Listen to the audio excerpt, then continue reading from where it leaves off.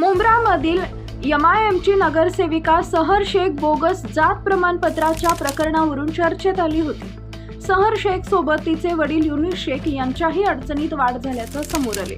गेल्या 2 दिवसांपासून not reachable असलेल्या सहर शेखचे वडील युनिस शेख अखेर नेटवर्कमध्ये आले असून मुंब्रा पोलीस ठाण्यात हजेरी लावली आहे। व्हिडिओ पुढे सविस्तर बघण्यासाठी चॅनल सबस्क्राइब करा। डेली ताज्या न्यूज अपडेट बघण्यासाठी। यावेळी त्यांनी माध्यमांशी बोलताना करारात जबाब मिलेगा असा इशारा विरोधकांना दिला। बोगस जात प्रमाणपत्र प्रकरणावरून वादाच्या भोवऱ्यात सापडलेली सहर शेख सध्या चर्चेत असतानाच तिचे वडील युनिस शेख आज मुंब्रा पोलीस ठाण्यात हजर झाले। यावेळी त्यांनी पोलीस अधिकाऱ्यांसोबत सुमारे 15 ते 20 मिनिटं चर्चा केल्यानंतर बाहेर पडलेल्या युनिस शेख यांनी विरोधकांना थेट इशारा दिलाय। पोलीस ठाण्यातून बाहेर पडल्यानंतर प्रसारमाध्यमांशी बोलताना युनिस शेख आक्रमक पवित्र्यात दिसले।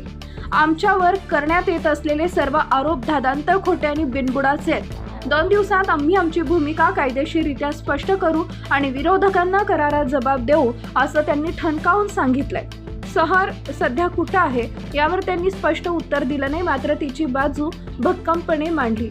हे संपूर्ण प्रकरण म्हणजे एक राजकीय स्टंट असल्याचा दावा युनिस शेख यांनी केलाय।